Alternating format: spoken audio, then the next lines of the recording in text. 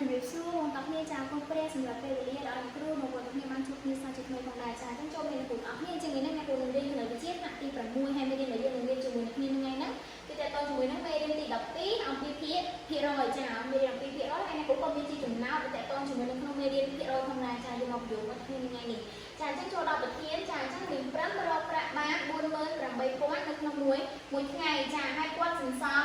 បាន62%នៃប្រាក់នេះសម្រាប់ទិញម៉ូតូតើនៅក្នុងមួយថ្ងៃ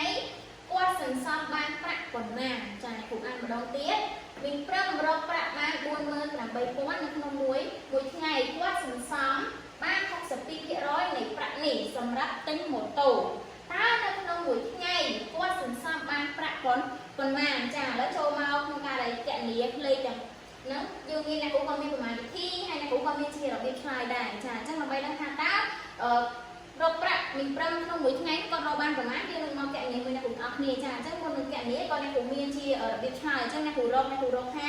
រកប្រាក់មី5សន្សំបានក្នុងមួយថ្ងៃចាអញ្ចឹងគឺយើងកណនីដោយយក62%នេះយកមកគុណជាមួយនឹង48000ដូចហើយយើងចែកជាមួយនឹង100ចាឥឡូវចូលមកដល់ប្រមាណវិធីមួយអ្នកគ្រូទាំងអស់គ្នាចាអញ្ចឹងប្រមាណវិធីក៏អ្នកគ្រូបានគុណហើយនឹងចែកហើយចាអញ្ចឹងបងប្អូនមកគិតមួយអ្នកគ្រូបន្តិចអញ្ចឹងយើងយក62យកមកគុណជាមួយនឹង48000ក៏បានយក48000យកមកគុណជាមួយនឹង62ក៏បានដែរដោយសារការគុណគឺលេខតែមួយទេចាអញ្ចឹងអ្នកគ្រូធ្វើការគុណឲ្យអស់ហើយចម្លើយរបស់យើងគឺឃើញ2,976,6000ចាអញ្ចឹងចម្លើយបានគឺឃើញប៉ុណ្ណេះហើយក៏មកគឺយើងយកចម្លើយទាំងអស់ហ្នឹងយកមកចែកជាមួយនឹង100ចាអញ្ចឹងអ្នកគ្រូក៏បានចែកឲ្យអស់ដែរគឺចម្លើយរបស់អ្នកគ្រូគឺឃើញ